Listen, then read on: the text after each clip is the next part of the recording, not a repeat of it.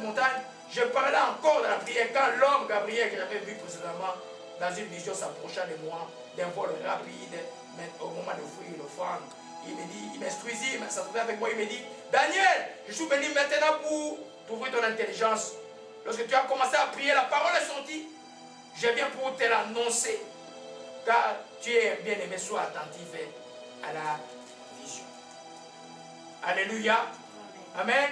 Il y a un autre exemple, Daniel, verset 10, chapitre 10, verset 12. Il me dit, Daniel, ne crains pas, car dès le premier jour où tu as eu à cœur de comprendre et t'humilier devant moi, les paroles ont été entendues, je t'accorde ces paroles que je viens. Mais le chef de Perse m'a résisté pendant 21 jours. Mais Michael, l'un des principaux chefs, est venu à mon secours.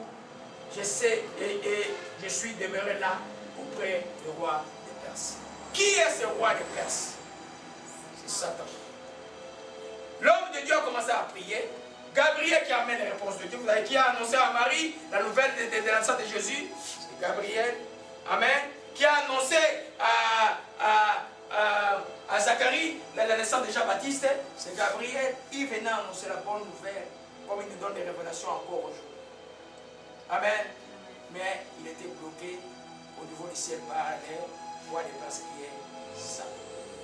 Amen. Mais dès que l'homme a commencé à prier, le mouvement de Dieu a commencé à s'opérer. Quand, j'ai toujours dit, quand tu es humble de cœur, il sait comment te répartir. Vous allez voir l'enseignement qu'il peut donner sur la repentance, vous allez être étonné, c'est ce qu'il m'a dit hier. Amen. Et quand il s'est réparti, il n'y a pas de raison pour que les réponses de Dieu n'arrivent pas. Mais souvent les gens abandonnent l'enfant.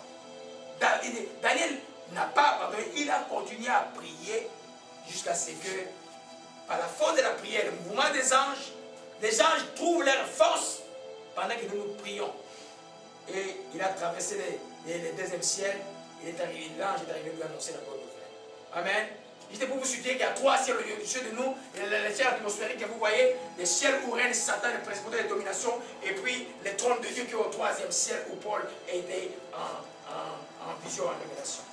Alléluia. Alors, nous pouvons comprendre maintenant que, comme on dit le Québécois, la business, ou en Europe on dit le business de prier, ce n'est pas de la blague. Amen. Ce n'est pas de la blague. Nous ne pouvons pas prier tout en étant dans la légèreté. Nous devons prier efficacement et véritablement avoir les vraies réponses de Dieu. Amen. Depuis le mois d'octobre que cet enseignement est dans mon esprit, vous allez voir que nous allons faire peut-être 6 mois avec. Amen. Parce que nous devons savoir prier. Alléluia. Nous retenons que maintenant, c'est une violence que nous devons exercer dans notre prière. Amen. Alors je rappelle juste ce que j'ai dit le dimanche passé. Nous avons 3 sphères d'abord où nous devons exercer notre violence. La première sphère, c'est notre violence contre la chair. La chair fait partie de nous. Amen. Chaque fois que nous sommes faibles à l'esprit, la chair prend le dessus. C'est toujours comme ça. Amen. Vous vous souvenez du Seigneur Jésus-Christ à Gethsemane, pendant qu'il était en train de préparer sa mission, il sentait déjà spirituellement, psychiquement que Satan va envahir. Il savait qu'il devait mourir, mais il devait prier pour accomplir la mission. Il est allé prier avec les 3 précarés, les 3 personnes qui étaient proches de lui. Pendant qu'il priait, il a écrit dans le texte de Luc que les grumeaux même des sens tombaient de lui. Il a demandé au Père 3 fois d'enlever ses coups. Le Père lui a dit, non, il a dit, pas ma volonté, que ta volonté soit faite. Et il a continué à persévérer. Il a trouvé les disciples en train de dormir. Il a dit ceci, veillez et priez afin que vous ne tombiez pas en tentation. Car la chair est faible et l'esprit est bien disposé. Amen. Tu veux gagner un combat spirituel, ça veut dire quoi? Les gens parlent de combat spirituel. Les combats, quand on dit qui a gagné un combat spirituel, c'est que c'est ton esprit qui a gagné le combat. C'est le vrai toi qui a gagné le combat.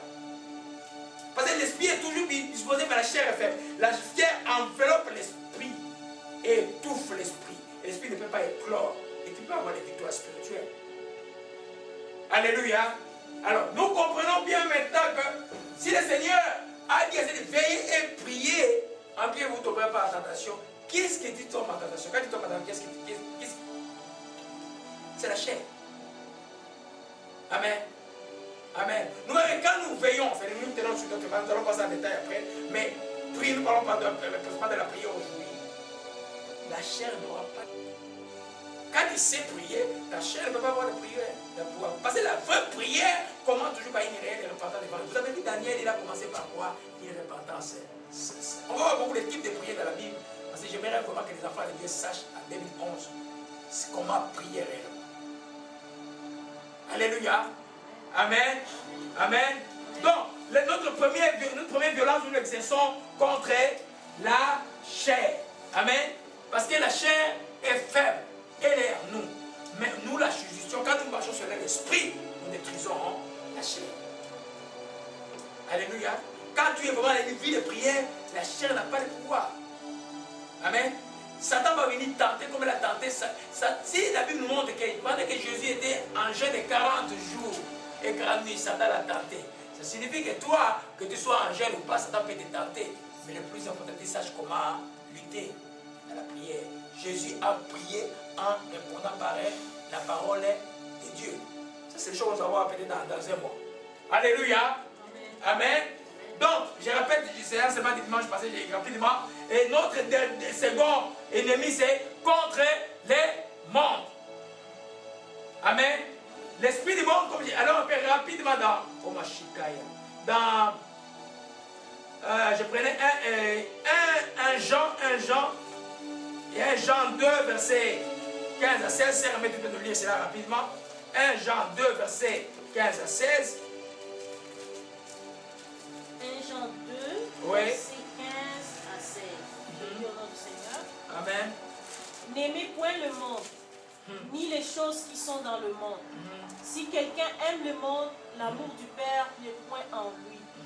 Car tout ce qui est dans le monde, la convoitise de la chair, la convoitise des yeux et l'orgueil de la vie, ne vient point du Père, mais vient du monde. Amen. Amen. Sœur Adine, tu peux nous lire juste le verset 16 dans la version de ta Bible? Juste le verset 16. Je vais juste avoir une autre traduction là. Amen. 1 Jean 2. Verset 16.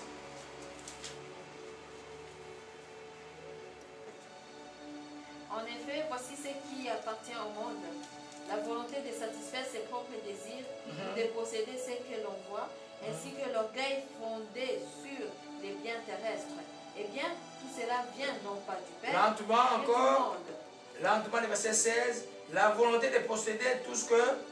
La volonté de satisfaire ses propres désirs. Désir. Amen. C'est ça la Bible appelle la convoitise de la chair. Et puis, virgule, c'est quoi encore? Ou de posséder ce que l'on voit. Ce qu'on voit, c'est la convoitise des yeux. Comme la Bible dit, n'enviez pas ce qui appartient aux autres, n'enviez pas les choses que tu vois. Amen. Quand il y a de l'envie, il y a déjà la convoitise. Amen. Et puis, la troisième chose, Ainsi que l'orgueil fondé sur les biens terrestres. l'orgueil fondé sur les biens terrestres. Amen. Toutes ces choses-là, les chrétiens ne doivent pas les avoir. Amen. N'aimez pas les mondes ni les choses qui sont dans le monde. Amen. Quand on dit n'aimez pas, le vrai sens, ça dit que n'adorez pas ces choses. Ne vous laissez pas subjuguer par ces choses. Amen. J'ai déjà prié pour beaucoup de gens ici dans la vie. Il y en a qui commencent à me retrouver tranquillement, mais après 10 ans, ils ont repris la leçon de Dieu. Mais bien aimé, et quand vous cherchez Dieu, votre métier doit être toujours pur. Quand vous cherchez Dieu pour les gens cherchent Dieu peut-être pour avoir un travail. Quand ils ont le travail, et puis ils oublient Dieu. Le travail devient comme Dieu. Les choses que Dieu donne, les bénédictions deviennent comme des idoles. Quand une bénédiction devient ton idole, l'amour pour ta bénédiction est plus fort que l'amour pour celui qui te bénit. Amen. Alors, si l'amour pour celui qui te bénit, ta bénédiction est plus fort que celui qui te bénit, tu es réellement dans les problèmes. Amen. Je vais continuer, je vais enseigner sur l'idolâtrie peut-être au mois de, je ne sais pas, peut-être novembre, octobre. Vous allez comprendre comment c'est lié. Amen. Alors, je reviens sur l'enseignement pour ne pas m'éparpiller. Donc, le monde, nous ne devons pas avoir ces choses. Jésus a dit, nous ne sommes pas du monde, nous sommes dans le monde. Je ne dis pas qu'il ne faut pas être propre. Je ne dis pas qu'il ne faut pas avoir une maison.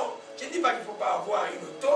Je ne dis pas qu'il ne faut pas avoir ces choses. Je ne dis pas qu'il ne faut pas avoir une concession, une ferme qui coûte, je ne sais pas, 1 million, 1 milliard. Je dis que mais ces choses-là, tu ne dois pas les aimer, les adorer. tu dois aimer seul Dieu. Amen. Donc, l'amour, quand l'apôtre dit, n'aimez pas le monde ni les choses qui sont dans le monde, ça commence par ces choses-là qui ne peuvent pas être mauvaises, même les choses qui peuvent être mauvaises. La mode, par exemple, mais la mode du monde, ce n'est pas la mode des enfants de Dieu. Amen. Beaucoup me disent, oh, on trouve un flux de pantalons qu'il faut. Non, il y en a, si vous cherchez. Amen. Les enfants de Dieu ne doivent pas s'appuyer comme les gens du monde. Ça, c'est là où beaucoup de gens tombent. Tu vas par exemple dans les églises, tu regardes, tu vois les gens qui crient Alléluia, tu vois comment est-ce qu'ils sont. Tu dis, mais c'est pas possible. Est-ce qu'ils comprennent quand ils disent Alléluia et quel état où ils sont? Satan est aveuglé. Il y en a qui ne se rendent même pas compte parce que Satan a aveuglé. Je vous dis que si vous êtes aveuglé, et c'est lui qui est aveuglé, et c'est lui qui fait les choses consciemment, tous vont dans les trous, mais bien aimé. Après, dis-moi, vous êtes adulte avec l'âge de la connaissance, ne dites pas, non, je ne savais pas. C'est ton devoir de connaître la vérité et d'être affranchi par la vérité. C'est ton devoir de prier pour que Dieu t'ouvre. Vous savez, il y a une prière que je fais tous les jours. Je vais vous donner ça la semaine prochaine. Et je vais faire ça pour les gens. Je prie chaque jour, tous les jours. Je ne peux pas vous cacher. Avec Éphésiens chapitre 2 à partir du verset 17 jusqu'en bas. Parce que j'ai besoin de la révélation de sagesse qui vient du Père.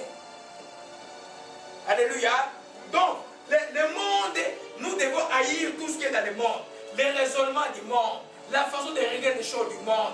Quelqu'un venait me voir, me parler. Quelqu'un voulait, il a commencé une série de prières, de délivrances avec moi. Et puis, ben, finalement, je commence à découvrir beaucoup de choses. Et puis, je lui demande, mais ma fille, ça, cette chose-là, tu dois retirer cette plainte-là. Et comment je vais retirer la plainte? Mais tu dois retirer, parce que tu ne retires pas la plainte, toutes les prières que j'ai faites n'auront pas d'effet. Pourquoi? Parce que dans ton corps, il y aura toujours comme la merde qui va. Chaque fois que tu vas aller devant les juges pour ce problème, tu seras en colère et puis on va perdre du temps. Et reste pas la personne a pris le courage d'aller retirer la plainte. On lui a dit, tu ne peux pas retirer, mais il faut que l'autre personne puisse signer une lettre de dette. Je vais voir l'autre personne, dis-toi, s'il y a même une lettre que tu vas payer cette dette-là, parce que je veux que cette personne pour qui j'ai pris ait sa liberté et soit totalement libérée. Amen. Nous devons savoir que le monde, les tribunaux, les accusations, toutes ces choses-là, pour toi, enfant de Dieu, tu dois les fuir parce que ça va te tourmenter. Alléluia. Tiens, un juste juge qui est l'avocat, qui est là, qui est le Seigneur Jésus-Christ. Lui, il est le bon avocat. Alléluia. Je ne vais pas danser sur le monde une fois, mais je vais juste des détails. Amen. Le système du monde, le monde valorise quoi? L'éducation, par exemple, c'est l'idole la plus grande. Celui qui étudie, quand il dit je suis diplômé de telle université dans le monde, les gens sont, tu vois? Amen. L'orgueil qui vient du monde. Jésus dit, fouille cela. Jésus ne dit pas qu'il ne faut pas avoir de diplôme. Jésus ne dit pas qu'il ne faut pas être intelligent. Amen. Jésus dit que ces choses-là, regarde-les comme des bénédictions, pas comme tes dieux. Amen. Parce que de toute façon, une bénédiction, quelque chose qui réjouit. Mais le problème avec la bénédiction, c'est que quand tu prends la bénédiction, elle devient comme un Dieu, tu t'occupes de celui qui t'a béni, tu commences à t'occuper de ce que Dieu t'a donné. C'est bon, comme ça, beaucoup de ministères. L'Esprit parlait à une de mes filles, je vous ai dit, qui va venir vous parler une fois ici. Ça, c'est quelqu'un que j'ai prié il y a plus de 15 ans. Et je vois comment l'autre prophétie agit dans sa vie aujourd'hui. Même la grande église, les gens ne comprennent même pas. Mais c'est que l'Esprit disait simplement, regarde ton église, vous êtes 1000 membres, mais tous sont idolâtres de l'église. Ils n'adorent plus Dieu. Vous comprenez un peu? C'est-à-dire que Dieu peut vous bénir de quelque chose. Si nous ne sommes pas intelligents de comprendre que mes enfants ne sont qu'une bénédiction de l'Éternel. Ils ne peuvent pas me conduire sur un chemin qui n'est pas de Dieu. C'est un problème. Si vous pouvez comprendre que ce que Dieu m'a donné, c'est une bénédiction. Amen. Le mari que Dieu m'a donné, c'est une bénédiction. La femme que Dieu m'a donné, c'est une bénédiction. Le travail que Dieu m'a donné, c'est une bénédiction. Tout ce que Dieu te donne, c'est sous tes pieds. Parce que toi, tu es avec Christ dans les lieux célestes. Toi, le plus important pour toi,